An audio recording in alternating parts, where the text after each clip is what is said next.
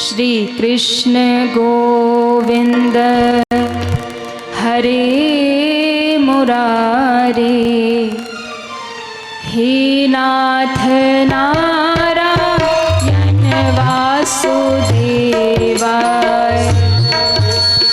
गोविंद हरे मुरारे, हे नाथ नारायण वासुदेवाय। श्री कृष्ण गोविंद हरे मुरारे, हे नाथ नारायण वासुदेवाय। कृष्ण गोविंद हरे मुरारे, हे नाथ नारायण वासुदेवाय।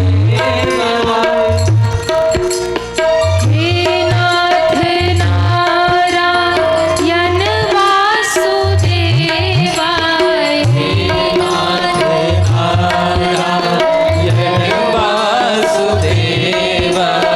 हे नाथ नारायण वासुदेवाय। हे नाथ नारायण वासुदेवाय। हे नाथ नारायण वासुदेवाय। हे नाथ नारायण वासुदेवाय। श्री कृष्ण गोविंद हरे मुरारे, हे नाथ नारायण वासुदेवाय। श्री कृष्ण गोविंद हरे मुरारे, हे नाथ नारायण वासुदेवाय। सभी तालियां बजाते हुए हरि बोल। जय हो।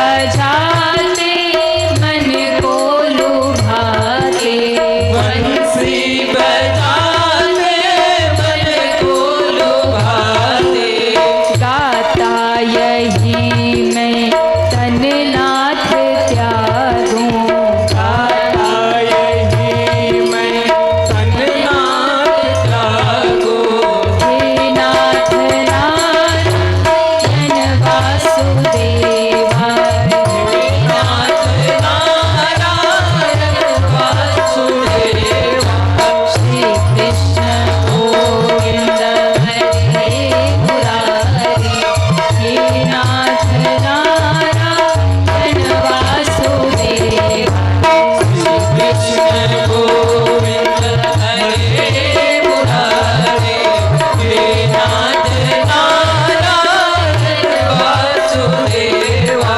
पितु मातु स्वामी सखा हमारे मात स्वामी सखा हमारे हे नाथ नारायण वासुदेवा हे नाथ नारायण वासुदेवा श्री कृष्ण गोविंद हे मुरारी हे नाथ नारायण वासुदेवा श्री कृष्ण गोविंद हरे मुरारे हे नाथ नारायण वासुदेवा हरे रामा राम राम हरे हरे हरे कृष्णा कृष्ण कृष्ण हरे हरे हरे राम राम राम हरे हरे हरे कृष्णा कृष्ण कृष्ण हरे हरे ऐसे नहीं, एक बार सभी दोनों हाथ ऊपर करें पूरे पूरे और सभी दोनों हाथ उठा के तालियां बजाते हुए हरे राम राम राम हरे हरे हरे कृष्णा कृष्णा कृष्ण हरे हरे हरे राम राम राम हरे हरे हरे कृष्णा कृष्ण कृष्ण हरे हरे हरे कृष्णा कृष्ण कृष्ण हरे हरे राम राम हरे हरे राम हरे हरे कृष्ण कृष्ण हरे हरे कृष्ण कृष्ण हरे हरे राम हरे हरे कृष्ण कृष्ण हरे हरे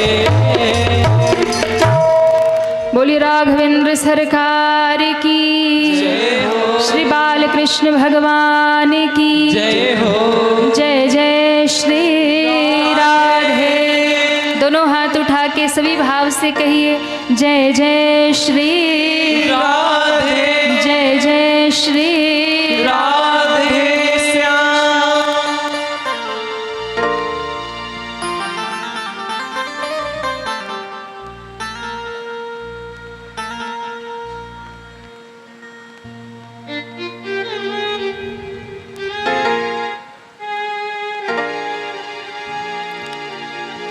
हम सभी का ये परम सौभाग्य जो आज इस पावन धरती पर मंगलमयी श्रीमद् भागवत की कथा प्रारंभ हो रही है। सज्जनों, जब भगवान की बड़ी अहेतुकी कृपा हम जीवों पर होती है ना, तब कभी कभी जीवन में ऐसा आयोजन मिलता है, सत्संग मिलता है, भगवान की कथा मिलती है। क्यों? दुनिया भर का आयोजन सब लोग करा सकते हैं। मैं कई बार कहती हूँ, घर में अखंड रामायण पाठ सब करा लेते हैं, कीर्तन अखंड सब करा लेते हैं। घर में शादी ब्याह हो या कोई भी उत्सव हो, तो सब धूमधाम से कर लेते हैं। ये सब चीज़ें कोई भी करा सकता है, नाच गाने का प्रोग्राम कोई करा सकता है, लेकिन ऐसे सत्संग का आयोजन, ऐसी कथा का आयोजन, ऐसे भागवत कथा, शिव महापुराण की कथा का आयोजन व्यक्ति तभी करा सकता है जब ठाकुर जी की विशेष कृपा बरसती है, जब भगवान की बड़ी कृपा बरसती है, तब कोई ऐसा आयोजन करा सकता है। जब भगवान सक्रिय हो जाए आपके भीतर, जब भगवान आपको प्रेरणा दे। ये कथा धन से कोई सोचे कि हाँ बहुत पैसा है तो हम कथा करवा लेंगे, ये कथा धन से नहीं हो सकती, संपत्ति से नहीं हो सकती, ये कथा प्रयास से भी नहीं हो सकती। बड़े बड़े धनपति धन रख के बैठे हैं, उनको सौभाग्य नहीं मिलता ऐसा आयोजन कराने का। बड़े बड़े प्रयास करने वाले प्रयास करते रह जाते हैं, कथा नहीं मिल पाती। और अपने जीवन का अनुभव हम बता रहे हैं, कई बार लोग पूरी व्यवस्था करते हैं, पूरी तैयारी करते हैं, धन भी खर्च करते हैं, प्रयास भी करते हैं, श्रम भी करते हैं। आपको लगता होगा कथा करवाने में क्या है भाई, चलो किसी कथावाचक को नियुक्त कर लिया, बुक कर लिया कि भाई आ जाना कथा सुना देना, टेंट लगवा लिया, माइक वाले को बुला लिया, लाइट लगवा लिया, लोगों को निमंत्रण दे दिया, कथा हो गई शुरू। इससे कथा नहीं होती। ना तो व्यवस्था से कथा होती है, ना धन से कथा होती है, ना प्रयास से कथा होती है। कथा यदि होती है तो केवल और केवल प्रभु के कृपा से होती है।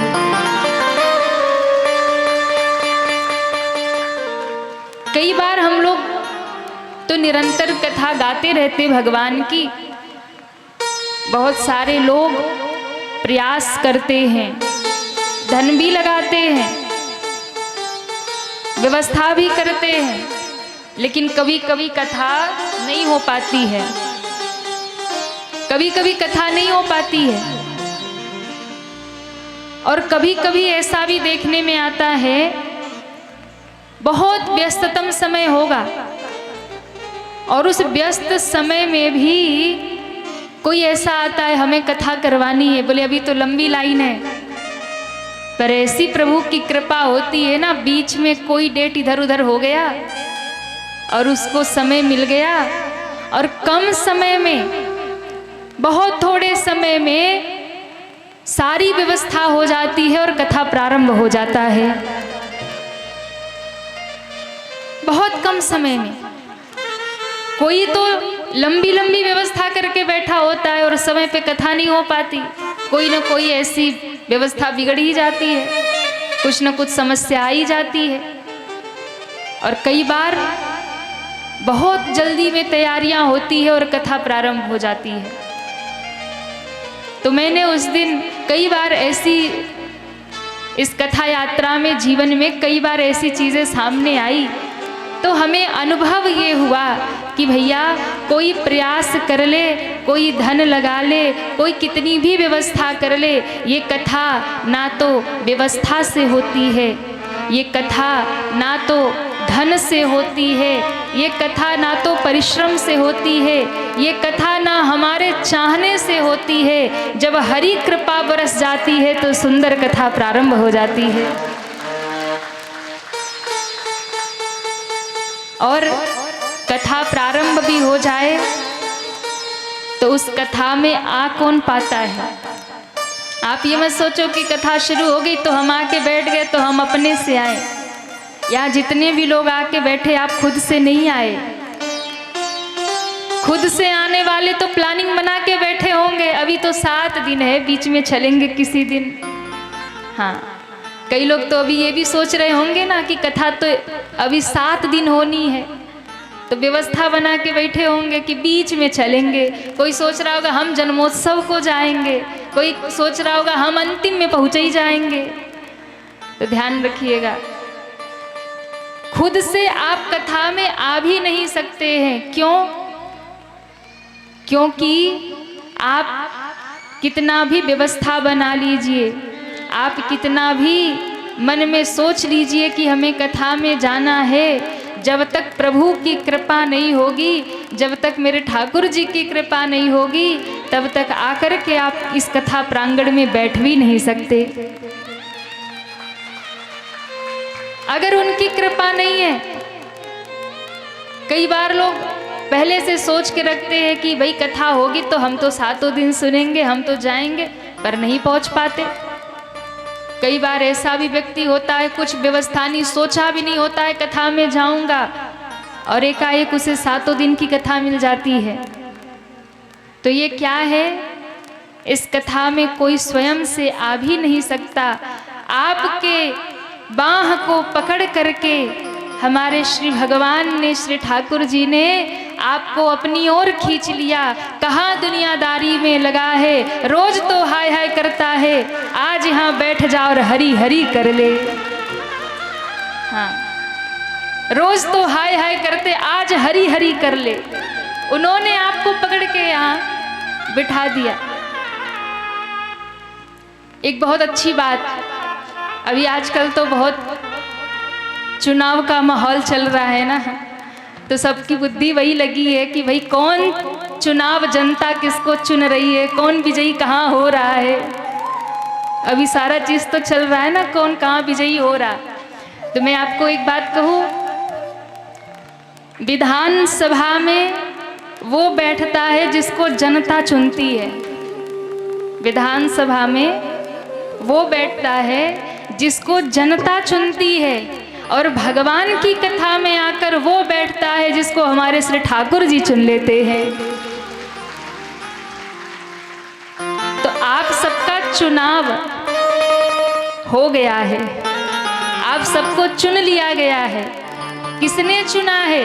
किसी जगत के लोगों ने आपको नहीं चुना है। इस कथा के लिए, इस आयोजन के लिए स्वयं जगत के मालिक ने आप सबका चुनाव कर लिया है। तब आप यहाँ आकर के विराजमान हैं। बाबा कहते हैं, गोस्वामी जी महाराज रामचरितमानस में, अतिहारी कृपा जाहि पर होई, अतिहारी कृपा जाहि पर होई, अतिहारी कृपा जाहि पर होई, अतिहारी कृपा जाहि पर होई, अतिहारी कृपा जाहि पर होई, हरि कृपा जाहि पर होई, अतिहारी कृपा जाहि पर होई, हरि कृपा जाहि पर होई, पाव देहि मार्ग सोई, पाव देहि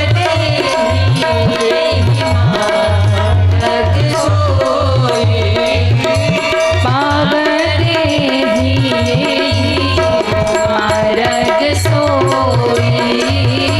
पाव देहि मार्ग सोई, पाव देहि मार्ग सोई, अतिहारी कृपा जाहि पर होई, पाव देहि एहि मार्ग सोई, पाव देहि यही मार्ग सोई। किसी ने कहा कितनी कृपा, तो एक होती है कृपा और एक होती है अति कृपा। तो जिनके ऊपर कृपा होगी वो आएंगे तो सही, पर 10 मिनट बैठेंगे। कौन कथावाचक आए हैं, कैसा पंडाल लगा है, कैसी व्यवस्था है, कितने लोग हैं, देखेंगे, 2-5 मिनट बैठेंगे और फिर कोई काम याद आया घर चले गए। ये तो कृपा है कि आए तो सही पर बैठ नहीं पाए, तो ये हो गई कृपा। लेकिन पूरी कथा बैठकर कौन सुनेगा? तो कहा जिस पर केवल कृपा नहीं, अति हरि कृपा, जिस पर अति कृपा हो जाएगी वही यहाँ बैठ करके भगवान की कथा का आनंद ले पाएगा। पाव देहि यही मार्ग सोई। तो भगवान की जब कृपा बरसती है तब ऐसा आयोजन होता है, ऐसी कथा, ऐसा सत्संग मिलता है। घर में आपको कभी सत्यनारायण भगवान की कथा सुनने को मिल जाए तो ये आपका भाग्य है। कभी आपको गौ सेवा करने का सौभाग्य मिले, गौ सेवा करने को मिले तो ये आपका भाग्य है। कभी आपको संत दर्शन हो जाए, कभी संत सेवा का अवसर मिले तो ये आपका भाग्य है। लेकिन जब आपके गांव में ऐसी भागवत की कथा आ जाए तो ये आप सबका परम सौभाग्य है। क्योंकि जहाँ कथा आ गई, जहाँ कथा आ गई वहाँ वो भूमि, वो गांव, वो स्थान तीर्थ बन जाता है। फिर वो कोई साधारण भूमि नहीं रह जाती। जहाँ कथा शुरू हो गई वहाँ सारे तीर्थ आ गए, वहाँ 33 करोड़ देवी देवता आ गए। और जहाँ तीर्थ आ गए, जहाँ देवी देवता आ गए, उस गांव में वहाँ भगवान पधार गए, संत पधार गए। जहाँ संत आ गए, भगवंत आ गए, कथा आ गई, तीर्थ आ गए, देवता आ गए, तो भैया फिर वो स्थान कोई साधारण नहीं रह जाता, वो स्थान ही अपने आप में धाम बन जाता है।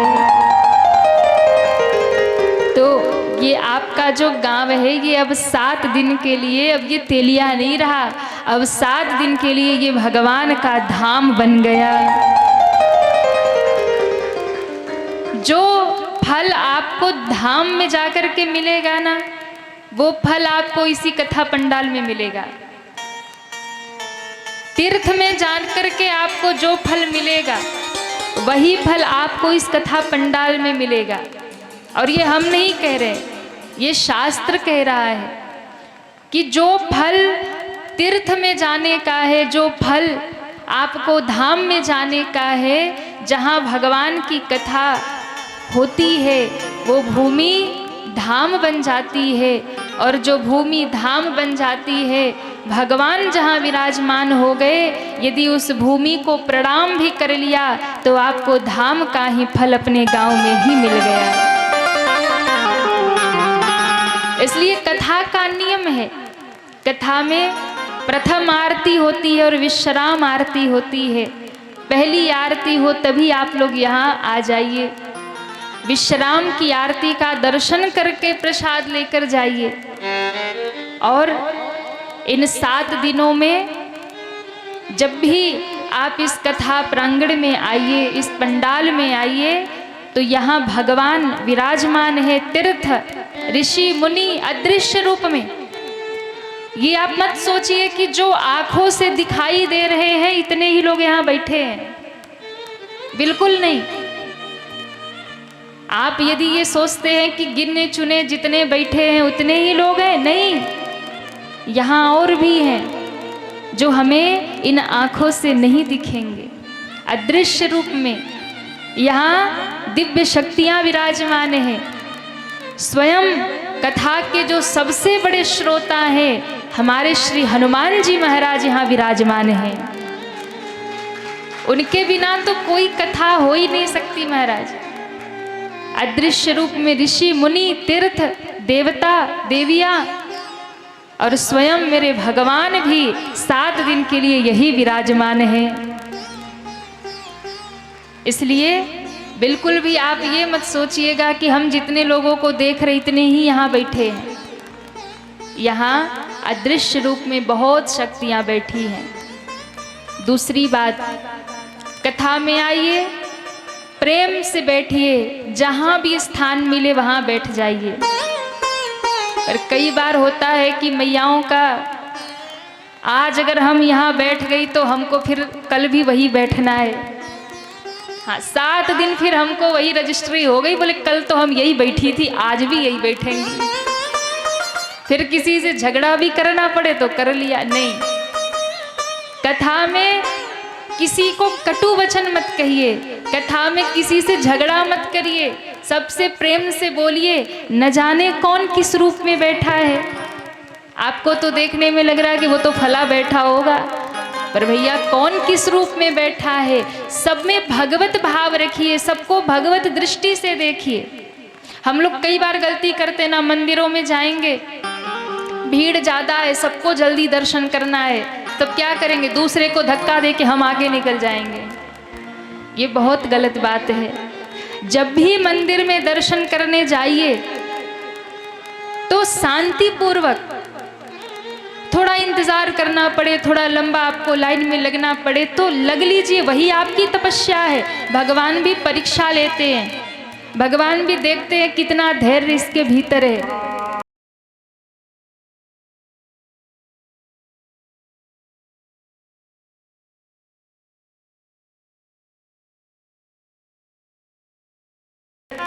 पहले हम दर्शन कर ले।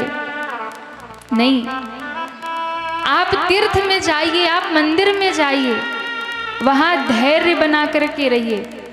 भगवान भी परीक्षा लेते हैं आपके धीरज की, आपके धैर्य की। वो भी देखते हैं कि कैसे मेरे द्वार पे आ रहा है। और आप अगर किसी से लड़ गए, किसी से झगड़ गए, किसी को धक्का दे दिया, खुद आगे चले गए, उसके हृदय को पीड़ा हो गई, आपको दर्शन का फल नहीं मिलेगा। दर्शन करने जाइए, तीर्थ में जाइए, कथा सत्संग में जाइए तो अपनी ओर से दूसरों को आगे कर दीजिए। अपनी ओर से ये प्रयास करिए कि मेरे व्यवहार से, मेरी वाणी से, मेरी वजह से किसी को कष्ट ना हो, किसी को पीड़ा ना हो, किसी को परेशानी ना हो। तब आपका दर्शन सार्थक है, आपका तीर्थ सार्थक है, आपकी कथा श्रवण करना सार्थक है। और यदि आप तीर्थ में जाके, कथा में जाके, सत्संग में, मंदिर में जाके दूसरों को पीड़ा दे रहे हैं, कष्ट दे रहे हैं, तो आपका वो दर्शन भी सार्थक नहीं है। न जाने किस रूप में वहाँ कौन आया हो, हम नहीं जान सकते। पता नहीं किस रूप में आकर नारायण मिल जाएगा, किस रूप में भगवान होंगे, किस रूप में भक्त होंगे, हम नहीं पहचान सकते। इसलिए सब में भगवत भाव रख करके सबको प्रेम से बात करो, सबको प्रेम से व्यवहार करो। तो मैं कहूँ, अगर वो साधारण इंसान भी होगा और आपने उसमें भगवत भाव देख लिया तो उसी में आपको भगवान का दर्शन हो जाएगा, उसमें सत्य रूप में आपको भगवान मिल जाएंगे। ये एक संत की दृष्टि है। तो कथा में जब भी आइए, धैर्य के साथ में पहले प्रणाम करके विराजिए, फिर जाते जाते प्रणाम करिए। इन 7 दिनों में प्रयास करिए, किसी से कटु वचन न कहिए। इन 7 दिनों में प्रयास करिए कि आपसे कोई गलत व्यवहार ना हो, आपसे कोई ऐसा व्यवहार ना हो कि दूसरे को कष्ट मिले। इन 7 दिनों में अपने घर में भी उत्सव मनाइए, ऐसा अपने मन में ऐसा मान करके चलिए कि आपके घर में भगवान विराजे हैं और ये सत्य रूप है। यदि आपने ये मान लिया तो ये कथा कल्प वृक्ष है। यहाँ बैठ करके आपने यदि कुछ संकल्प कर लिया, अच्छा संकल्प होगा तो ठाकुर जी निश्चित ही कृपा करते हैं और उसे पूर्ण करते हैं। अच्छे विचार लेकर, अच्छी भावना लेकर, अच्छा संकल्प लेकर के इस कथा में विराजिए। यदि इन सब नियमों का आप पालन करते हैं, तीर्थ का फल आपको घर में मिल जाएगा। इन 7 दिनों में आप, वैसे नियम तो बहुत सारे हैं कथा के, लेकिन हम लोग कलयुग के जीव हैं, तो जितना भी प्रयास हमसे हो जाए हमें उतना नियम का पालन करना चाहिए। इन 7 दिनों में किसी की निंदा चुगली मत करो। अब ये तो सबसे कठिन काम है कि इंसान आज के समय में कुछ भी किए बिना जी सकता है, पर 2 चीजें नहीं छूटती, एक निंदा चुगली और दूसरा झूठ। हाँ, बिना झूठ बोले नहीं रह सकते और बिना निंदा चुगली किए नहीं रह सकते। जरूर हम निंदा चुगली करते हैं, जरूर हम झूठ बोलते हैं। अच्छा, एक बात बताइए, आज से कौन कौन झूठ नहीं बोलेगा, वो हाथ उठाए। देखो, कई लोग अभी भी हाथ नहीं उठा रहे हैं। अच्छा, जितने भी उठा रहे हैं ना, गारंटी नहीं है, यहाँ तो हाथ उठा रहे हैं, पर बाहर जाने के बाद बचने वाला नहीं है। अच्छा मैया लोग बताएं, आज से 7 दिन तक कौन कौन निंदा चुगली नहीं करेगा? आदि तो झूठे ही बोल रही मैया। इसके बिना जी पाएंगे आप लोग? हाँ, भोजन पच जाएगा। ये बहुत खतरनाक काम है। तो इन 7 दिनों में कम से कम प्रयास करिए, झूठ ना बोलिए, निंदा चुगली ना करिए, और कथा में आइए तो पवित्र भाव से आइए। ये भाव लेकर मत आइए कि हाँ बगल में कौन बैठा है, कौन क्या कर रहा है, इस पर ध्यान नहीं होना चाहिए। जब भी आप कथा में आकर बैठिए तो ये मत देखिए कि बगल में पड़ोसन बैठी है, कि बुआ बैठी है, कि भाभी बैठी है, कि ननद बैठी है। ये मत देखिए कि मित्र है, कि पड़ोसी है, कि कौन है। जब तक आप इस कथा में बैठे हैं, मन में एक ही भाव होना चाहिए, हम हैं और हमारे भगवान हैं, इन्हें छोड़ करके दूसरा कोई नहीं है। ये सब कथा श्रवण का नियम है। और जितने प्रेम से आप कथा सुनेंगे, जितनी श्रद्धा से आप कथा सुनेंगे, ध्यान रखिएगा, आपको इन 7 दिनों में भगवान कोई न कोई अनुभव जरूर करा देंगे, कोई न कोई अनुभूति भगवान जरूर करा देंगे।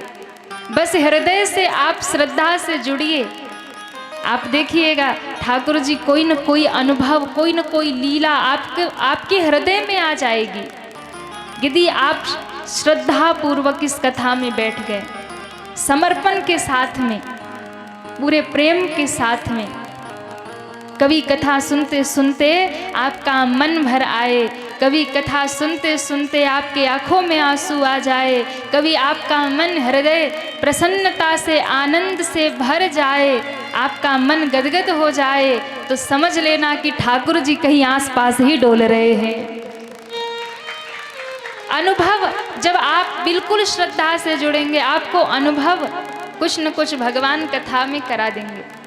अब ये आपके ऊपर है, आप कितनी भाव से जुड़ रहे, कितनी श्रद्धा से। तीर्थ का फल आपको इन 7 दिनों में अपने गांव में मिल जाएगा। ना गंगा जाने की जरूरत है, ना काशी जाने की जरूरत है, ना प्रयाग, ना हरिद्वार, सब यही आ गए हैं। इसलिए कथा में आइए तो पवित्र विचार से, पवित्र भावना से आइए, विराजिए, आनंद से कथा श्रवण करिए, श्रद्धा से प्रसाद ग्रहण करिए, आरती लीजिए, दूसरों की सहायता करिए। और एक बात, कुछ स्थान पे खाली हाथ नहीं जाते। तीर्थ में जाइए तो आप तीर्थ में जाकर के क्या करते हैं? तीर्थ में जाकर के 3 काम होता है। तीर्थ में जाकर के आप स्नान करते हैं, यानी शारीरिक रूप से पवित्र होते हैं, शुद्ध होते हैं।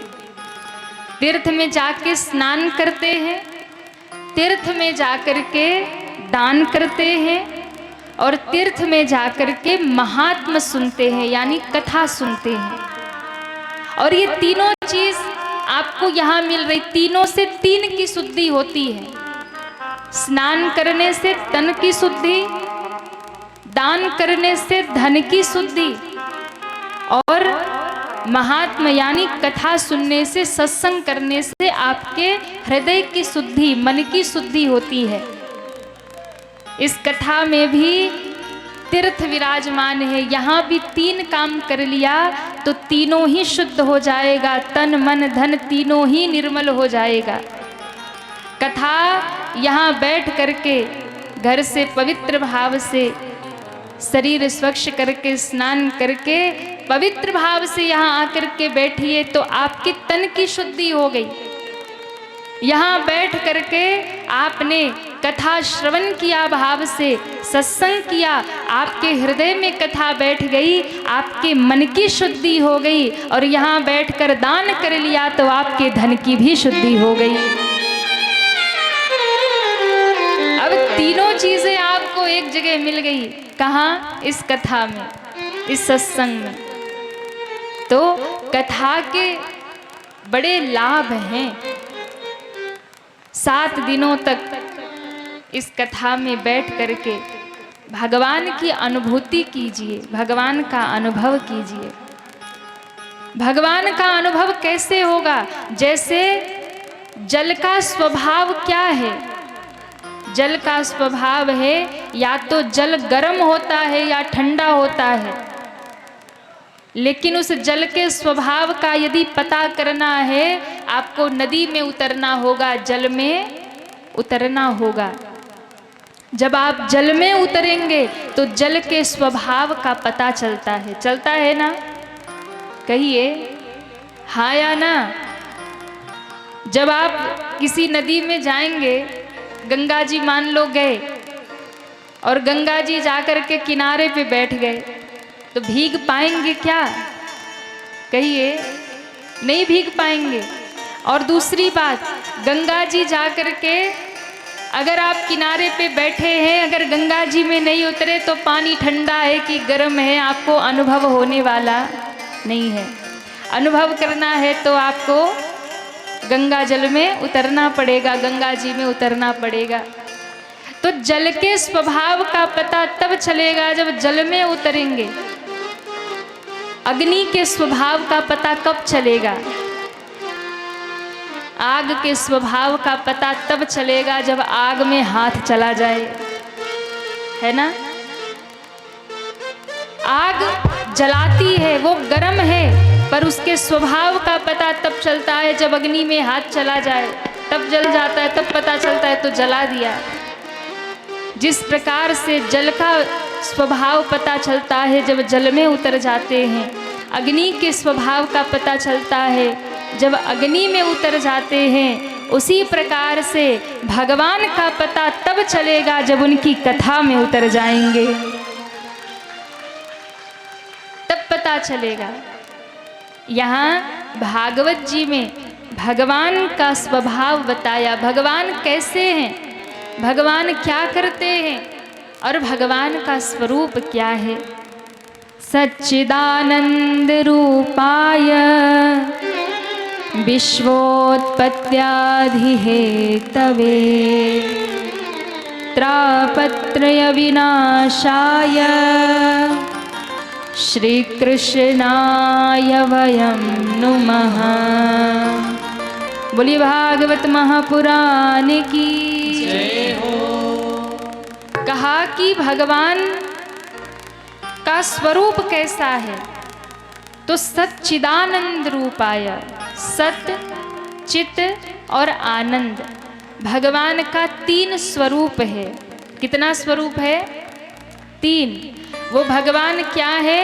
तो कहा भगवान सत्य हैं। इस पूरे संसार में जितनी भी चीजें आप देख रहे हैं ये सब झूठा है, ये सब झूठ है। आप कहेंगे महाराज हम तो खुली आंखों से जितनी भी चीजें देख रहे हैं, हम कथा सुन रहे हैं, हम कीर्तन कर रहे हैं, हम मंदिर जा रहे हैं, हम घर के काम धंधा कर रहे, हमारे इतने लोग अपने हैं, ये क्या सब झूठ है? तो ध्यान रखिएगा, ये संसार में जितनी भी चीजें घटित हो रही है ये सब झूठ है। शरीर भी झूठा, घर परिवार रिश्तेदार पड़ोसी घर सब झूठा है। पर आप कहेंगे कि ये सत्य तो दिख रहा है, सामने तो दिख रहा है। तो ये सत्य प्रतीत हो रहा। क्यों प्रतीत हो रहा?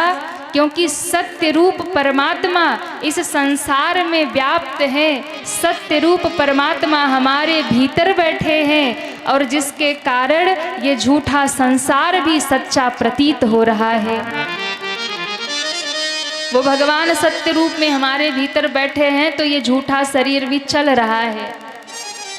और जिस दिन वो सत्य रूप परमात्मा भीतर से निकल जाएंगे फिर यही शरीर झूठा यानी मुर्दा बन जाएगा। विचार करिए, व्यक्ति पूरे जिंदगी जिस घर में रहता है, बस एक समय ऐसा आता है कि जब प्राण निकल जाते हैं ना तो घर वाले निकाल के बाहर कर देते हैं। बोले अब ये अपना नहीं रहा, अब ये अपना नहीं रहा। घर वाले ही कहते हैं कि जल्दी ले चलो, जल्दी उठाओ, जल्दी हटाओ। क्यों भैया, अभी तो इतने साल से इसी घर में रहता था, सबको अपना अपना कहता था। 5 मिनट में ऐसा क्या हो गया कि कह रहे जल्दी उठाओ, जल्दी निकालो, जल्दी ले चलो, अब तो ये अपना नहीं रहा। क्यों? क्योंकि ये शरीर झूठा है, इसलिए एक दिन मिट जाएगा। पर सच्चा प्रतीत हो रहा था क्योंकि सत्य रूप परमात्मा भीतर बैठे थे। वो सत्य बाहर निकल गया तो ये शरीर झूठा हो गया। उसी प्रकार ये संसार भी झूठा है। सत्य रूप परमात्मा जब तक विराजमान है संसार सत्य है। जिस दिन भगवान निकल गए उस दिन संसार भी झूठा है, प्रलय हो जाएगा, मिट जाएगा, खत्म हो जाएगा। तो सत्य भगवान का स्वरूप है, चैतन्य भगवान का स्वरूप है। हमारे भीतर जो चेतना है, हम दुनिया में जो नई नई चीजें कर रहे हैं वो चैतन्य रूप परमात्मा भीतर बैठा उसकी वजह से कर रहे हैं। वो चेतना भीतर ना रहे तो फिर हम कुछ नहीं कर सकते। और अंत में कहा आनंद भगवान का स्वरूप है, आनंद। इसलिए भगवान को सच्चिदानंद कहा जाता है। सत्य, चित्त और आनंद ये तीनों मिलकर हो गया सच्चिदानंद। भगवान का स्वरूप है सच्चिदानंद। भगवान कैसे है? तो कहा भगवान आनंद स्वरूप हैं। इसलिए दुनिया में जितना भी आनंद दिखाई पड़ता है, जितना भी सुख आपको दिखाई पड़ता है ना, वो क्षण मात्र का है, बहुत छोटा। आज है कल समाप्त। लेकिन भगवान क्या है? भगवान आनंद के समुद्र है, आनंद के सागर हैं। जिनके यहाँ सुख कभी समाप्त नहीं होता, जिनके यहाँ आनंद कभी समाप्त नहीं होता, वो भगवान हैं। आप चाहे पूरी दुनिया घूम लीजिए, आप चाहे पूरी दुनिया में आपको जो करना है कर लीजिए, पर अंत में यदि आनंद, सच्चा आनंद आपको कहीं मिलेगा तो वो केवल और केवल मेरे भगवान के चरणों में ही मिलेगा। आप पूरी दुनिया घूम लीजिए, जितना जो करना है कर लीजिए, सुकून आपको कहीं नहीं मिलेगा। जब भी सुकून मिलेगा तो मेरे प्रभु के चरणों में ही मिलेगा, और कहीं मिलने वाला नहीं है। तो भगवान क्या है? सच्चिदानंद स्वरूप है। और भगवान करते क्या हैं? विश्वोत्पत्त्यादि हेतवे। भगवान इस दुनिया को बनाते हैं, भगवान इस दुनिया को चलाते हैं, और जब हम लोग गड़बड़ करते हैं तो मिटा देते हैं। 3 काम ही भगवान को है, दुनिया को बनाना, दुनिया को चलाना और अंत में मिटा देना। जैसे कोई छोटा बच्चा होता है, वो रेत से, मिट्टी से खिलौने बनाता है, छोटे छोटे घर बनाता है, खिलौने बनाता है, और फिर खुश होता है बना करके, खेलता है, और जब मन भर जाता है तो मिटा देता है, बिगाड़ देता है। ये संसार भी भगवान के लिए खेल है।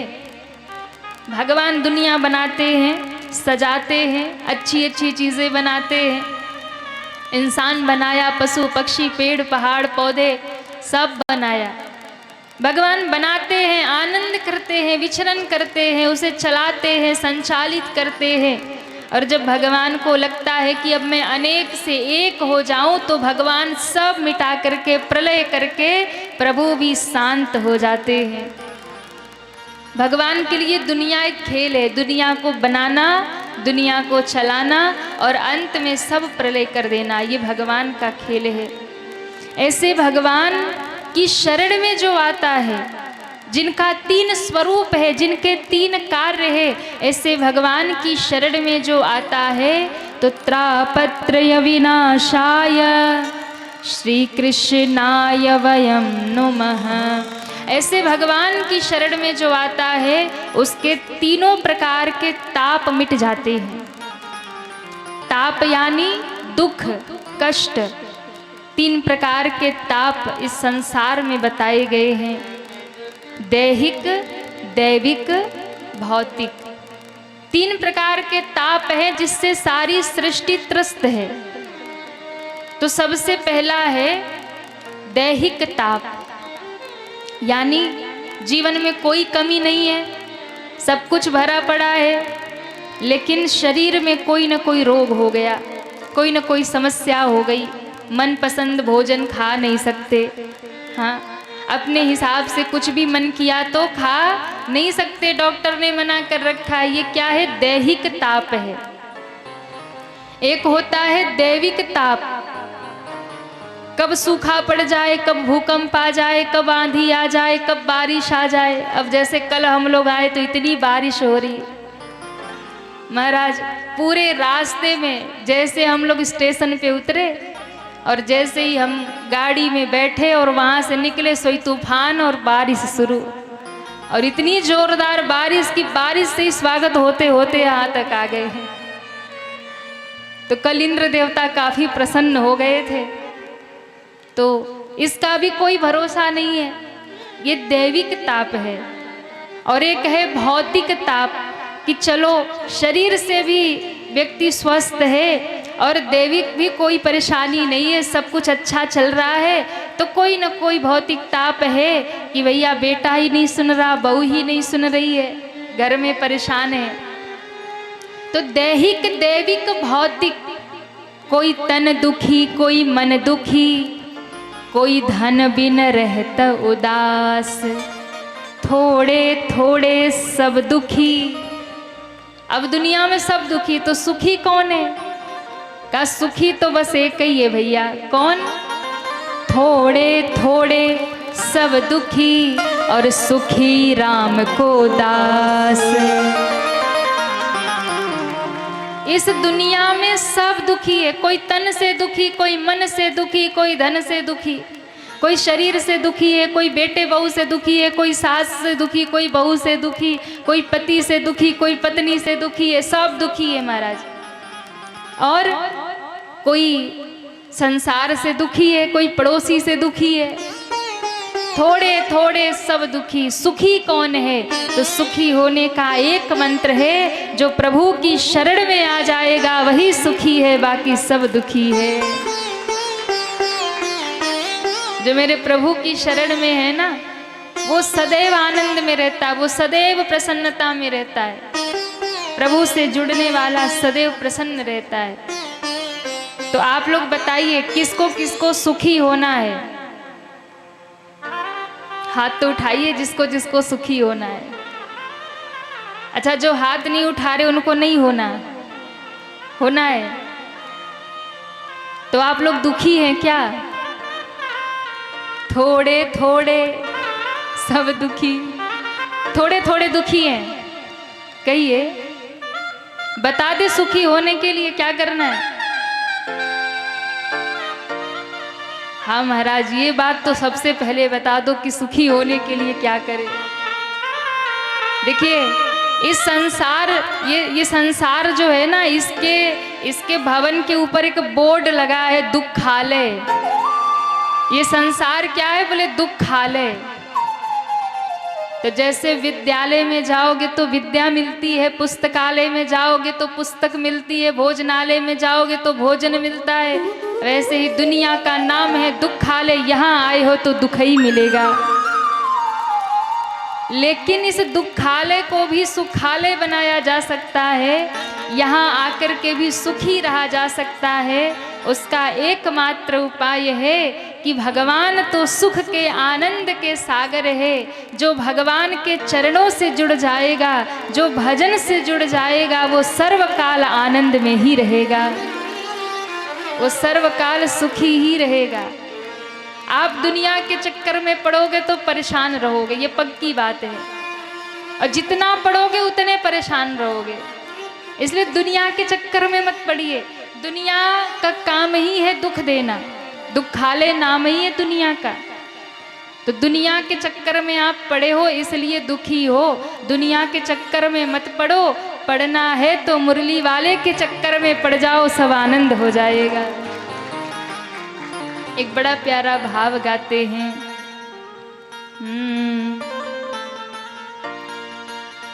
ब्रज के नंद लाला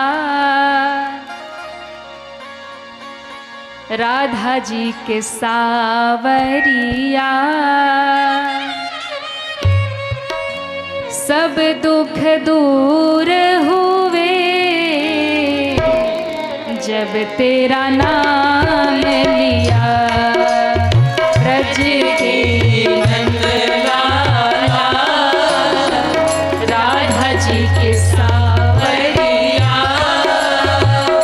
सब दुख दूर हुए जब तेरा नाम लिया।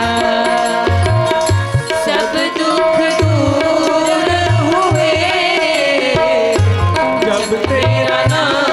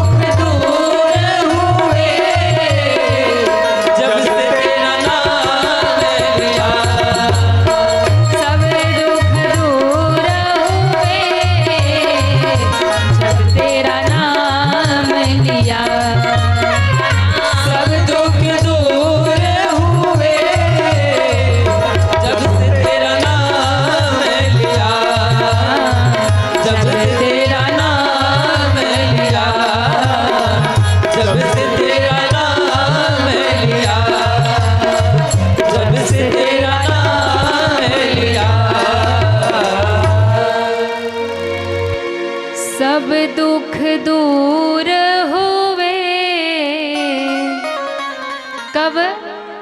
जब से तेरा नाम लिया।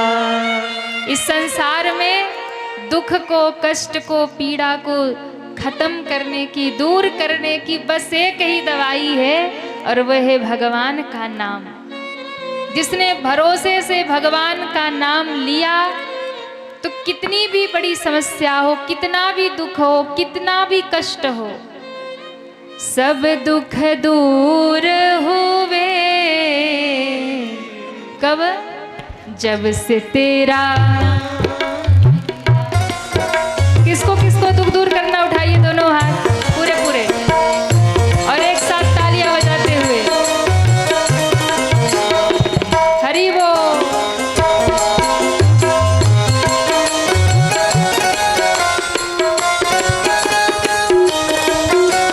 श्री राधे। सब दुख दूर हुए जब तेरा नाम लिया। सब दुख। अच्छा देखो, जो गाएगा उसका तो दुख दूर हो जाएगा, जो नहीं गाएगा उसकी गारंटी नहीं है। इसलिए उठाइए दोनों हाथ इधर। ये हमारे साथ गाने वाले ये लोग नहीं गाएंगे, आप लोग को गाना है और इतने प्रेम से गाइए। ठाकुर जी सुन रहे हैं, इनको लगे भाई बांका वाले बढ़िया गाते हैं। पूरे पूरे हाथ ऊपर करिए और एक साथ तालियां बजाते हुए हरि बोल। जय हो।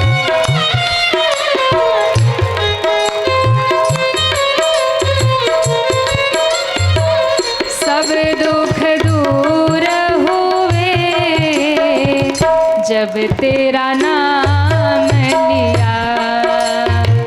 सब जब तेरा। मीरा पुकारे तुझे गिरधर गोपाला। मीरा गिरधर।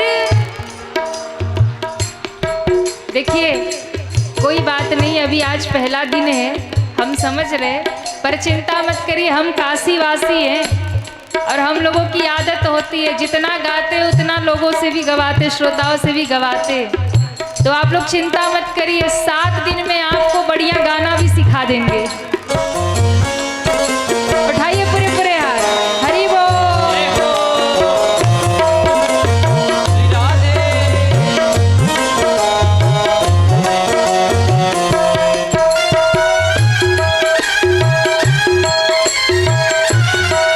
श्री राधे। श्री राधे।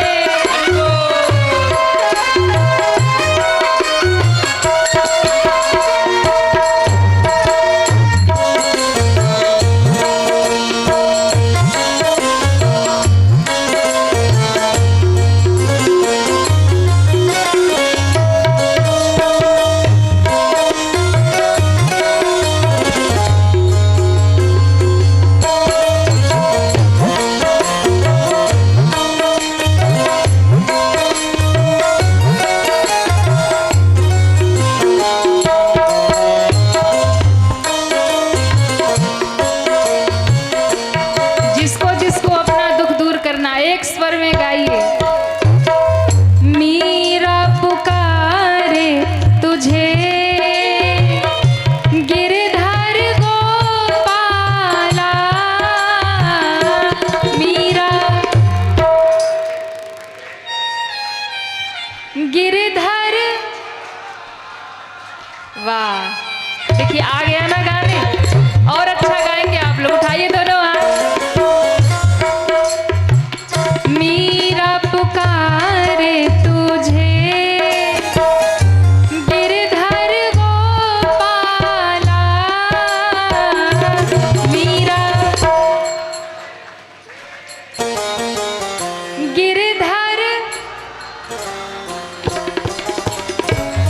बन गया अमृत में विष का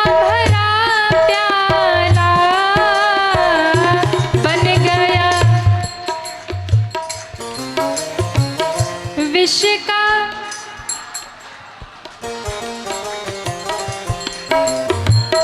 कौन मिटाए उसे जिसने तेरा नाम लिया, कौन मिटाए जिसने तेरा नाम। दोनों हाथ उठा के सब दुख दूर हुए जब तेरा नाम लिया, सब दुख दूर हुए जब तेरा नाम लिया, जब तेरा नाम लिया, जब तेरा नाम लिया, जब तेरा नाम लिया। बोलिए भक्तवत्सल भगवान की जय हो, भागवत महापुराण की जय हो। तो एकमात्र भगवान के चरणों का आश्रय जीवन में जो ले लेगा उसके ही सारे दुख समाप्त होंगे, उसके ही सारे कष्ट पीड़ा समाप्त होंगे। और जो भगवान से दूर है, जो प्रभु से दूर है, उसका दुख कोई दूर कर सकता नहीं है। वो दुखी ही घूमेगा, वो हर समय कष्ट में ही घूमेगा। जो प्रभु से दूर है, जो सत्संग से दूर है, कथा से दूर है, जो गुरु के चरणों से दूर है। इसलिए यदि आप जीवन में सुखी होना चाहते हैं तो सीधा सा मंत्र है, किसी संत के गुरु के चरण को पकड़ लीजिए, किसी महात्मा के चरण को पकड़ लीजिए और उसके माध्यम से प्रभु के चरणों को पकड़ लीजिए। आपका जीवन आनंदमय हो जाएगा। और यदि आप भगवान से दूर हैं, सत्संग से दूर है, संत से दूर है, भगवंत से दूर है, तो दुख तो जीवन में रहेगा ही रहेगा। उसका दुख कोई मिटा नहीं सकता। इसलिए संसार में प्रतिकूलताएं अनुकूलताएं बनी रहती है, पर दोनों स्थिति में एक जैसा वही रहेगा जो भगवत भजन करेगा। क्योंकि दुनिया का नियम है, संसार का नियम है, यहाँ एक जैसा नहीं चलता, यहाँ ऊपर नीचे चलता ही रहता है। यहाँ दुख है तो सुख है, सुख है तो दुख है, दिन है तो रात है, रात है तो दिन है। ये दोनों चीजें चलती हैं। अब कोई सोचे सुख ही सुख रहे तो वो भी नहीं होने वाला, और दुख ही दुख है तो परेशान मत होइए, चिंता मत करिए, धैर्य रखिए, समय का इंतजार करिए, सुख भी आएगा। दूसरे श्लोक में श्री सुखदेव जी को प्रणाम किया। यम प्रव्रजंतम मनुपेतम अपेत कृत्यम द्विपायनो विरह कातर आजुहाव पुत्रेति तन्मयतया तरवोभिनेदु त्वं सर्वभूत हृदय मुनिमान तोष्मे। ऐसे सुखदेव भगवान को प्रणाम किया जो जन्म से वैरागी हैं, जन्म लेते ही जंगल की ओर भागे तपस्या करने, भगवान को पाने, पर जन्म लेकर के जो वन में चले गए, ना पिता की ओर देखा ना माता की ओर देखा। पिता व्यास जी पीछे पीछे हा पुत्र कहते हुए कि एक क्षण रुक जाओ, एक क्षण रुक जाओ। जिन्होंने मुड़कर के पिता की ओर नहीं देखा, उनकी ओर से उस वन के वृक्षों ने तन्मय होकर के व्यास जी को उत्तर दिया कि व्यास जी आप किसके पीछे भाग रहे, किसको पुत्र पुत्र कह रहे हो? यहाँ कोई किसी का पुत्र नहीं है, कोई किसी का पिता नहीं है। न जाने कितने जन्मों में ये तुम्हारे पिता बने होंगे और आप इनके पुत्र बने होंगे, और न जाने कितने जन्मों में आप पिता बने होंगे, ये पुत्र बने होंगे। व्यास जी को लगा कि मेरा पुत्र इतना महान है, इसकी ओर से ये वृक्ष तन्मय होकर मुझे उत्तर दे रहे हैं, तो ये मेरी बात कैसे सुनेगा? जिसकी ओर से प्रकृति बोल रही है, ये जड़ वृक्ष बोल रहे हैं। व्यास जी वापस आ गए, भागवत की रचना की। और भागवत के श्लोकों को जब उनके शिष्यों ने गाना शुरू किया और व्यास जी ने सुना, तो जो ध्यान में प्रभु को पाने बैठे थे वो ध्यान छोड़ करके पिता के पास आ गए। यानी भगवान को ढूंढने घर से निकले और खोजते खोजते घर में ही आ गए। एक बात ध्यान रखिएगा, भगवान को कहीं ढूंढने मत जाइए, भगवान को कहीं खोजने मत जाइए, क्योंकि भगवान कभी खोजने से नहीं मिलते हैं। भगवान को ढूंढने जाएंगे आप, चाहे मंदिर में, तीर्थ में, जहां भी चले जाइए, अगर वो आपके हृदय में नहीं है तो वो कहीं भी नहीं है। आप पूरी दुनिया ढूंढ लो, भगवान कहीं नहीं मिलने वाले हैं। भगवान खोजने से नहीं मिलते, भगवान तो खो जाने से मिलते हैं। जो उनके प्रेम में, जो भक्ति में खो जाता है, उसको भगवान मिल जाते हैं। खोजने मत जाइए, खो जाइए। खोने का मतलब दुनिया की जो आप चक्कर में पड़े हैं ना, उसको छोड़कर भगवान में खो जाइए। उनकी भक्ति में, भजन में, सत्संग में खो जाइए, तो आपको दुनिया में भगवान कहीं नहीं, अपने हृदय में ही आपको भगवान का दर्शन होने लगेगा। अपने मन में ही आपको भगवान मिल जाएंगे। तो खोजने गए थे भगवान को, सुखदेव जी खोज खोज करके घर में लौट आए। और जब भागवत सुनी तो महाराज परीक्षित जी को भागवत सुनाया, और ऐसा भागवत सुनाया कि 7 दिन में ही श्री परीक्षित जी महाराज को मोक्ष मिल गया, मुक्ति प्राप्त हो गई। ऐसी श्री सुखदेव महाराज की महिमा गाई। 7 दिन में ही सुखदेव भगवान को मुक्त करने वाली भागवत कितनी दुर्लभ है ये भागवत। कहा ये भागवत की कथा तो ऐसी है कि सुखदेव जी जब कथा सुनाने बैठे राजा परीक्षित को, तो देवता अमृत का कलश लेकर आए। अब देखिए, आप लोग को भागवत कथा सुनने को मिल रही तो आप लोग कितने सौभाग्यशाली हैं, क्योंकि ये वो कथा है जो देवताओं को भी प्राप्त नहीं हुई। देवताओं को सुखदेव जी ने भगा दिया था। ये वो कथा है जो आपको सहज में प्राप्त हो रही है। जिस समय भागवत कथा सुनाने बैठे ही थे, महाराज उसी समय अमृत का कलश लेकर के आ गए देवता। देवताओं ने कहा कि महाराज सुनो, हम अमृत का कलश लेकर के आए हैं, करना क्या है? बोले ये जो भागवत की कथा है ना, ये आप हमें सुना दीजिए। बदले में ये अमृत का कलश लाए हैं, अमृत आप परीक्षित को पिला दीजिए। इनको 7 दिन में मरना है, अमृत पी के अमर हो जाएंगे, मरेंगे नहीं।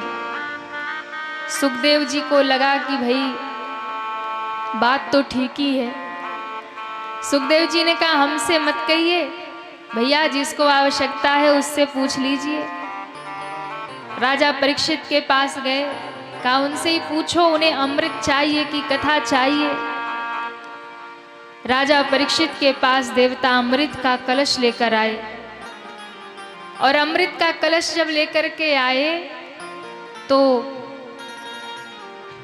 परीक्षित जी ने कहा कि क्या है?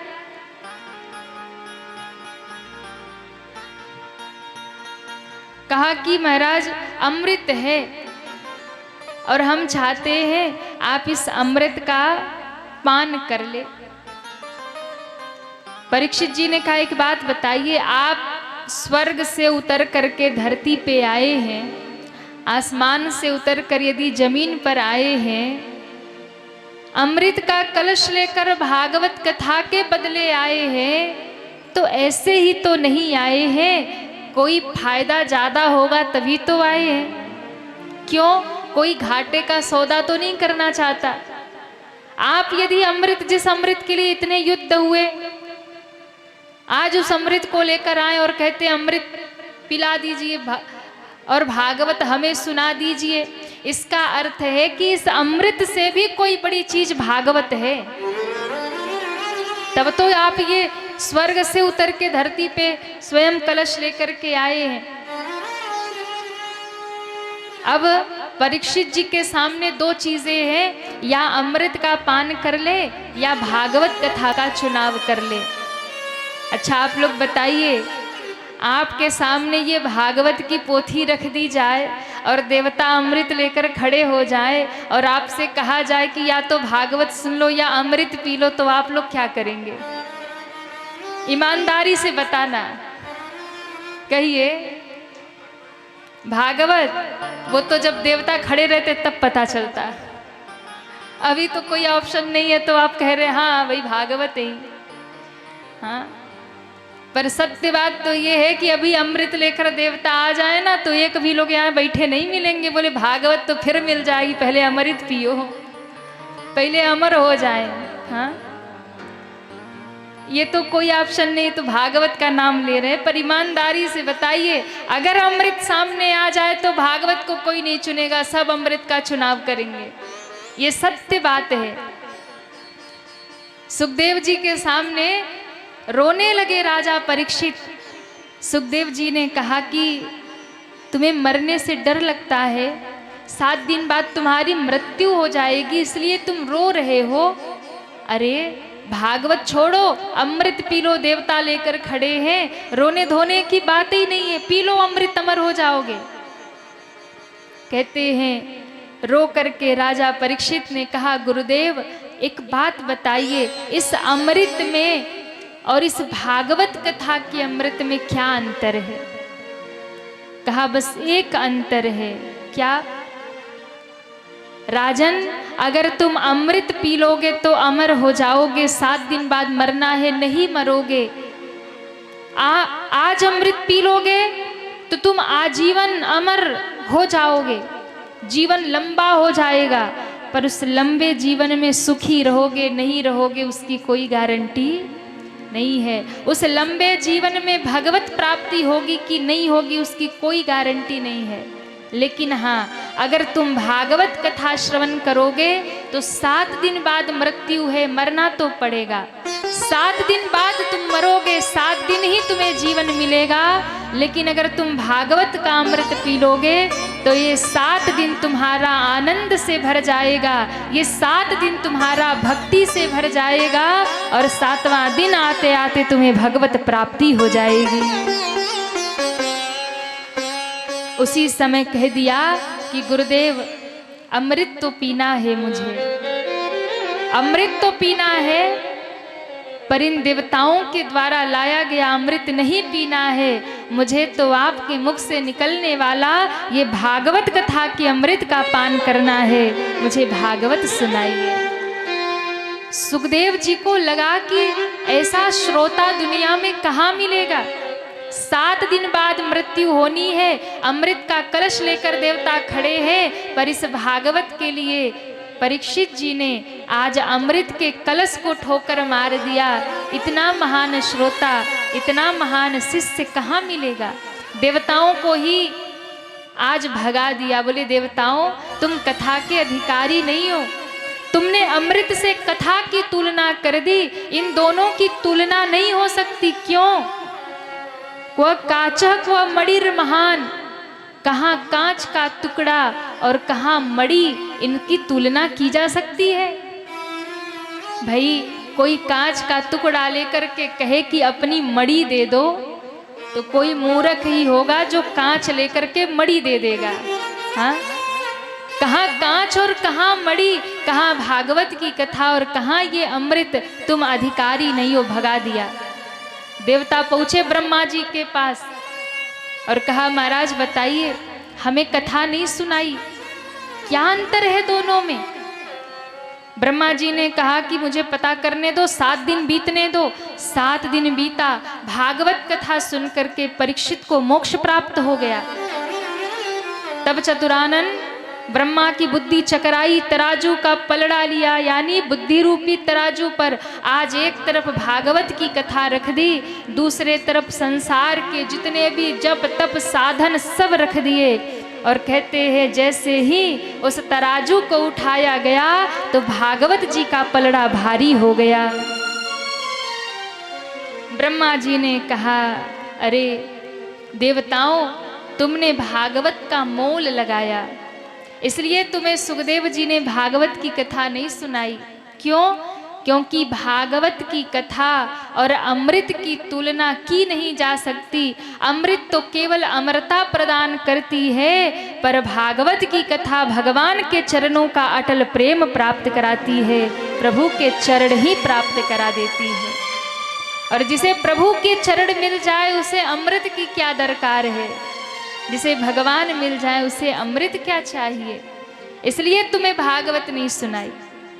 अब समस्या ये है कि भागवत की कथा जब इतनी महान है तो धरती पे कैसे आ गई। हम और आप सबको जो कथा देवता को नहीं मिली वो कथा हम सबको कैसे मिल रही है। तेलिया के लोग बैठकर कैसे कथा सुन रहे हैं, क्यों मिल गई कथा हम सबको भागवत की जो देवताओं को नहीं मिली। तो इसमें देन है नारद जी की। नारद जी महाराज की कृपा है जो हमको और आपको आज ये कथा मिल गई। एक बार नैमिषारण्य क्षेत्र में 88,000 ऋषि श्री सूत जी से यही प्रश्न करते हैं कि महाराज हमें कुछ ऐसी कथा सुनाइए जो आने वाले कलयुग के जीवों का भी उद्धार करे। तब सूत जी ने कहा कि हम वही कथा सुनाएंगे जो कथा सुखदेव जी ने राजा परीक्षित को सुनाई, देवताओं को नहीं सुनाई। और ये कथा जन जन को प्राप्त हुई। कैसे प्राप्त हुई? तो कहा एक बार श्री नारद जी पूरी पृथ्वी का भ्रमण कर रहे थे, तीर्थों में गए, मंदिरों में गए, गृहस्थियों के यहाँ, वानप्रस्थियों के यहाँ, सन्यासियों के यहाँ, ब्रह्मचारियों के यहाँ। नारद जी हर जगह गए पर कहीं भी उनको शांति नहीं मिली। जहाँ देखा वही दुख है, जहाँ देखा वही अशांति, वही पीड़ा। नारद जी घूमते घामते जब पूरी पृथ्वी पर भ्रमण कर लिया, कहीं भी मन को शांति नहीं मिली। नारद जी को लगा अब मैं कहाँ जाऊं? तो कहा एक जगह ऐसी है जहाँ जाकर के मन को शांति मिलती है। कौन सी जगह? तो कहा वो है भगवान का धाम। कौन सा धाम? श्रीधाम वृंदावन। जब दुनिया में कहीं शांति नहीं मिली तब नारद जी वृंदावन धाम की ओर चल पड़े। बोले भैया चाहे पूरी दुनिया में अशांति हो पर वृंदावन धाम ऐसा है जो मेरे प्रभु का धाम है, जो श्री राधा रानी का धाम है, वहां जाने पर तो शांति मिलेगी ही मिलेगी। इसलिए नारद जी वृंदावन धाम की ओर चल पड़े। वृंदावन धाम में जैसे ही पहुंचे वहां पर एक आश्चर्य देखा। एक स्त्री बैठी रो रही है, अगल बगल दो वृद्ध पुरुष है। नारद जी ने जब प्रश्न किया कौन हो, क्यों दुखी हो, उसने कहा मेरा नाम भक्ति है, मेरे 2 पुत्र है ज्ञान और वैराग्य। हम दुखी हैं इसलिए क्योंकि हमारे जो दोनों पुत्र हैं ये दोनों पुत्र हमारे मूर्छित हो गए हैं। काल योगेन जर्जर। ये काल जो चल रहा है, समय जो चल रहा है, इसकी वजह से ये जर्जर हो गए हैं। संसार में ऐसा देखा जाता है माँ जो होती है वो माँ जो होती है वो वृद्ध होती है, पुत्र जो होते हैं वो युवा होते हैं। पर यहाँ उल्टा हो गया, माँ युवा है पर पुत्र जो हैं वो जर्जर हो गए हैं, वृद्ध हो गए हैं। क्यों? कलयुग में एक काम है, कलयुग में भक्ति तो थोड़ी बहुत करते हैं लोग पर ज्ञान और वैराग्य किसी के पास नहीं है। ज्ञान है तो कौन सा ज्ञान है? सोशल मीडिया वाला ज्ञान है आजकल सोशल मीडिया का ज्ञान है। आप सुबह सुबह फेसबुक खोल लो, व्हाट्सएप खोल लो, इंस्टा खोल लो, पूरी दुनिया भर का ज्ञान आपको इंस्टा पे मिल जाएगा। इंस्टाग्राम खोल लो, फेसबुक खोल लो, व्हाट्सएप खोल लो, इतने सुविचार। अच्छा, भेजने वाले के जीवन में एक भी नहीं है। ये जितने सुविचार भेजने वाले हैं ना, सबसे ज्यादा दुखी वही है। आज का सुविचार ये ऐसे करो और खुद के जीवन में कुछ नहीं है। तो आजकल सोशल मीडिया का ज्ञान हो गया। कि भाई जिसको देखो वही ज्ञान बांट रहा, जिसको देखो वही हृदय की गहराई वाला ज्ञान दे रहा, देखो ऐसा देखो वैसा। हाँ, तो आजकल शास्त्रों का ज्ञान नहीं है किसी को। हमारे शास्त्र में क्या है, हमारी सनातन संस्कृति क्या है, इसका ज्ञान किसी को नहीं है। पर सोशल मीडिया पे देखो तो ज्ञान ही ज्ञान है, जीवन का अनुभव है, कड़वा सच है, ये है वो, आजकल यही चलता है। और जितने फालतू होते हैं ना, जिनको कोई काम धंधा नहीं होता, वे सुबह सुबह व्हाट्सएप पे पहले ज्ञान भेजते हैं और उसके ही बुद्धि का दूसरा होगा जो देखेगा, हाँ भाई आज का ज्ञान, बोले स्टेटस लगा दो। तो ये सोशल मीडिया का ज्ञान है। आज ज्ञान की कमी नहीं, जिसको देखो हर व्यक्ति ज्ञानी है, सबके जीवन में बड़े बड़े अनुभव भरे पड़े हैं। सोशल मीडिया का ज्ञान, तो सबके जीवन में ज्ञान है पर शास्त्र का नहीं, सोशल मीडिया का। वैराग्य कैसा है? वैराग्य क्षण मात्र का। घर से झगड़ा हुआ, अब हम जा रहे बैरागी बन जाएंगे। हाँ, अब हम घर छोड़ के जा रहे, अब हम बाबा जी बन जाएंगे, हम सन्यासी, घर छोड़ के भाग रहे। कब तक का वैराग्य? जब तक गुस्सा दिमाग में चढ़ा तब तक का। पत्नी से झगड़ा हो गया, बोले अब हम बैरागी बनेंगे। पत्नी भी समझती, बोले जाओ जाओ, 2 दिन में बैराग्य उतर जाएगा। हाँ, मैयाएं जो होती ना, बड़ी समझदार होती हैं, ये पकड़ के रखती है, इन्हें पता है कि होने जाने वाला कुछ नहीं।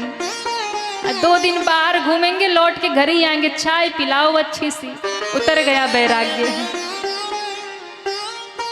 तो 2 ही समय वैराग्य जगता है। एक तो जब घर में घरवाली से, पत्नी से झगड़ा हो जाए, तब इनके मन में वैराग्य जाता है। और दूसरा, जब किसी की अंतिम यात्रा हो, शमशान में जाएं, उसको जलता हुआ देखे, तब वैराग्य आता है। बोले भैया देखो, दुनिया में कुछ रखा नहीं है। हाँ, सबकी यही गति हो। बताओ, पूरी जिंदगी इतना कमाया, इतना बड़ा घर बनाया, क्या साथ में गया? शमशान में बैठ करके ज्ञान, वैराग्य आता है। वो शमशान वैराग्य, क्षणिक वैराग्य होता है। या तो घर वालों से दुखी हो जाए, पत्नी से झगड़ा हो जाए, घरवाली से दुखी हो जाए, तो वैराग्य आता है, वो भी क्षणिक वैराग्य, अब सन्यासी बनेंगे। और जब वैराग्य आता है, शमशान में जलती हुई चिता को देखे, तब कितना समय के लिए, घर आते ही जैसे सर पे पानी डाला, सब वैराग्य बह गया, बोले लाओ हमारा सब। फिर वही दुनियादारी शुरू। तो ना ज्ञान रह गया, ना वैराग्य रह गया, दोनों जर्जर हो गए। नारद जी ने उन्हें उठाने का बहुत प्रयास किया, नहीं उठे।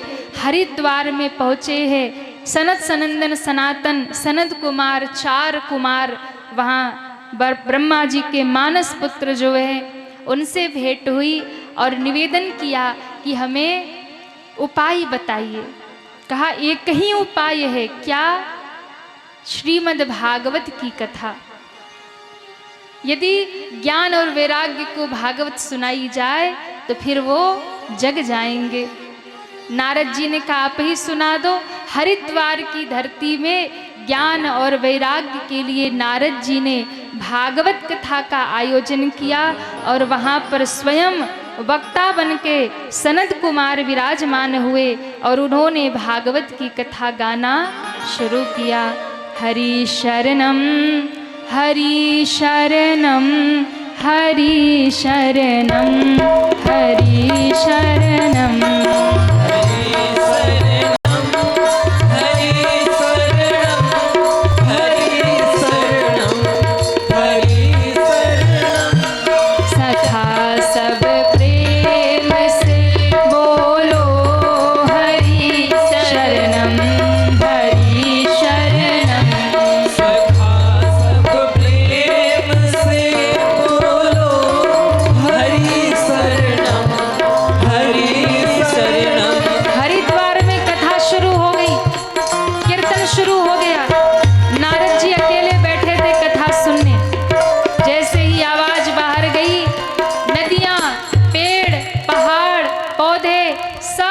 रूप धर धर के कथा में विराजमान हो गए।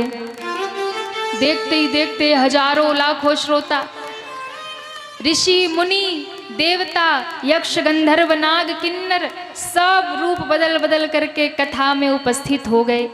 कहते हैं जैसे ही कथा गाना शुरू किए, ज्ञान वैराग्य समेत महारानी भक्ति वहां प्रकट हो गई है। बोलिए भक्ति महारानी की जय हो। महारानी भक्ति प्रकट होकर के नारद जी को कहती है, बताइए हम कहाँ बैठे। नारद जी ने कहा, आप भक्ति हैं, आप जीव को ईश्वर से मिलाने वाली हैं, तो हे भक्ति महारानी, आप किसी बाहरी आसन पर मत बैठिए, आपको बैठना ही है तो जो भक्त आकर भगवान की कथा में बैठते हैं, उन भक्तों के हृदय रूपी सिंहासन पर आप विराजमान हो जाइए। महारानी भक्ति उन भक्तों के हृदय के आसन पर विराजती हैं जो कथा में आकर विराजते हैं। जब सबके हृदय में भक्ति महारानी विराजमान हुई तो सबने तन्मय होकर के कीर्तन गाया, हरि शरणम हरि शरणम हरि शरणम हरि शरणम हरि शरणम हरि शरणम हरि शरणम हरि शरणम हरि शरणम हरि शरणम हरि शरणम हरि शरणम हरि शरणम हरि शरणम हरि। सभी दोनों हाथ उठा के सखा सब प्रेम से बोलो, हरि शरणम हरि शरणम सखा सब प्रेम से बोलो, हरि शरणम हरि शरणम हरि शरणम हरि शरणम हरि शरणम हरि शरणम हरि शरणम हरि शरणम हरि शरणम हरि शरणम हरि शरणम हरि शरणम हरि शरणम हरि शरणम हरि शरणम हरि शरणम। सबने भाव से जब कीर्तन किया, सबके बीच में भगवान नारायण प्रकट हो गए। बोलिए नारायण भगवान की जय हो। भगवान ने सबको दर्शन दिया और भगवान ने कहा, क्या वरदान चाहिए। तो सब ने यही कहा कि हे प्रभु, जब भी कोई भक्त कथा में बैठकर तन्मय होकर के कीर्तन करे, तन्मय होकर के जब आपका नाम गाए, तो उसके हृदय में आप प्रकट हो जाए और हृदय में उसको दर्शन दे दिया करे, बस हमें यही चाहिए। तो यदि इस कथा में तन्मय होकर के आप कीर्तन गाएंगे, तन्मय होकर के कथा सुनेंगे, तो आपके हृदय में भी भगवान नारायण प्रकट हो जाएंगे। ये भगवान का वरदान है। तब कहा, सदा सेव्या श्रीमद् भागवती कथा। इस भागवत की कथा को सदैव सुनिए। क्यों? यस्या श्रवण मात्रेन हरिश्चित्तम समाश्रयेत्। इसे श्रवण करने मात्र से ही भगवान चित्त में विराजमान हो जाते हैं। बोलिए भागवत महापुराण की जय हो। बहुत सुंदर भागवत की महिमा गाई गई। आज प्रथम दिवस है और अभी 1-2 दिन थोड़ी ऐसी ज्ञानवान की चर्चा भागवत में चलेगी तो थोड़ा कम समझ में आएगा, पर ठाकुर जी जब प्रकट होंगे और लीला जब शुरू हो जाएगी तो कथा में और अधिक आनंद आएगा। वैसे तो भगवान की कथा आनंद ही देने वाली है। तो आज की कथा हम सभी यहीं पर विश्राम करेंगे। सभी दोनों हाथ जोड़िए और भाव से बोलिए। श्री हनुमान जी के चरणों का ध्यान करें और कथा को भगवान के चरणों में समर्पित करें। कथा विसर्जन आज की सुनहु वीर हनुमान। राम लखन सीता सहित सबका करहूँ कल्याण। श्री हनुमान जी महाराज की जय हो। भागवत महापुराण की जय हो। आज के आनंद की जय हो। श्री काशी विश्वनाथ की जय हो। नमः पार्वती पते हर हर महादेव।